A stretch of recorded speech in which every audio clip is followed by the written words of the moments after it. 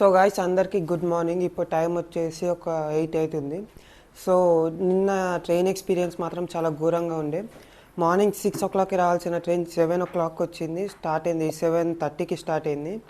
1 o'clockకి reach అవ్వాల్సిన train 4 o'clockకి reach అయింది. So మేము ఆలసిపోయాము, అందుకనే వీడియో తీయలేకపోయినా. సో ఇది విజయవాడలో సెకండ్ డే అనమాట. నిన్న గుడికి వెళ్ళొచ్చాము కదా. ఈరోజు వేరే వేరే ప్లేసెస్కి వెళ్ళబోతున్నాను. ఆ ప్లేసెస్ని మీకు చూపించబోతున్నాను. సో ఈ వీడియోని ఖచ్చితంగా లైక్ చేయండి, షేర్ చేయండి, సబ్స్క్రైబ్ చేయండి. సో మేము మా జర్నీని స్టార్ట్ చేయడానికి ఫస్ట్ అయితే ప్రకాశం బ్యారేజ్ని అయితే క్రాస్ చేస్తున్నాము. దీని విజువల్స్ అయితే మీరు చూడొచ్చు. ఇక్కడ నుంచి విజువల్స్ అయితే చాలా బాగున్నాయి, కానీ ఎండాకాలం కాబట్టి విజువల్స్ సరిగ్గా లేవు. అండ్ దీన్ని చాలా మూవీస్లో కూడా షూటింగ్ చేశారు. దీన్ని మూవీస్లో కూడా చూడొచ్చు మీరు. అండ్ దీని గురించి కొన్ని ఇంట్రెస్టింగ్ డీటెయిల్స్ చెప్పబోతున్నాను. దీని కన్స్ట్రక్షన్ అయితే 1852లో స్టార్ట్ అయ్యి 1855లో ఎండ్ అయింది. అంటే 3 years పాటు దీన్ని కన్స్ట్రక్ట్ చేశారన్నమాట. అంటే ఆల్మోస్ట్ ఒక 169 years వరకు నుంచి ఇది ఆపరేషన్లోనే ఉంది.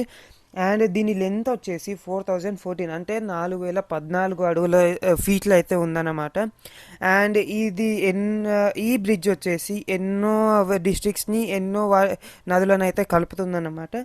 ఈ ఇన్ఫర్మేషన్ మీకు నచ్చిందని అనుకుంటున్నాను. అండ్ మన నెక్స్ట్ లొకేషన్కి అయితే వెళ్దాం. సో మనం నెక్స్ట్ వెళ్ళబోయేది పానకాల నరసింహస్వామి గుడి అనమాట. ఇది విజయవాడ కనకదుర్గమాత టెంపుల్కి ఆల్మోస్ట్ ఒక 11 kilometers దూరంలో అయితే ఉంది.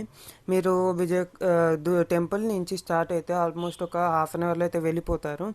అండ్ మేము ఇక్కడికి వెళ్ళడానికి ఎన్నో కొండలను అయితే దాటి వెళ్ళాము. వెళ్తుంటే చాలా పీస్ఫుల్గా అనిపించింది అబ్బా. అండ్ ఇక్కడ 2 గుళ్ళు అయితే ఉన్నాయి. కొండ మీద ఒక గుడి, కొండ కింద ఒక గుడి. మేమైతే ఫస్ట్ కొండ మీద ఉన్న పానకాల నరసింహస్వామి గుడికి అయితే వెళ్తున్నాము. అక్కడ విజువల్స్ కూడా చూడొచ్చు. మీద అయితే మేము టోల్ గేట్ క్రాస్ చేసి మీదికి వెళ్ళామన్నమాట. మీదికి వెళ్ళిన తర్వాత అక్కడ మీరు నార్మల్గా స్టాల్స్ ఉంటాయి కదా, అక్కడ అలాంటి స్టాల్స్ ఉన్నాయి. అక్కడైతే కొండపల్లి బొమ్మలు, ఇంకా హ్యాండ్మేడ్ బొమ్మలు అయితే చాలా ఉన్నాయి. అండ్ దేవుడి విగ్రహాలు కూడా హ్యాండ్మేడ్వి చాలా ఉన్నాయి అన్నమాట. నాకైతే చాలా మంచిగా అనిపించింది.